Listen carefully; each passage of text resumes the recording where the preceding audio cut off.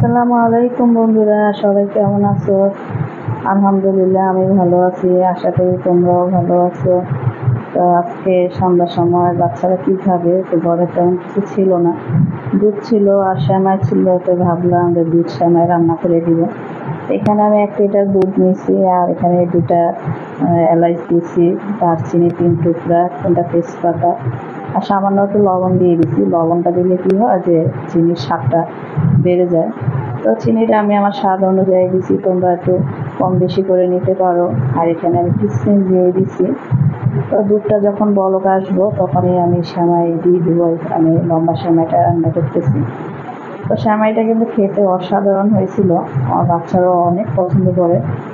তো তো সেমাইটা আমি 3-4 মিনিট জাল করব। বেশি জাল করলে কিন্তু ঘন হয়ে গেলে পরে বসে গেলে কিন্তু খেতে ভালো লাগবে না। তো হয়ে গেছে আমার সেমাই রান্না। তো কেমন হয়েছে, ভিডিওটা ভালো লাগলে অবশ্যই লাইক শেয়ার করে দিও। সবাই ভালো থাকো, আল্লাহ হাফেজ।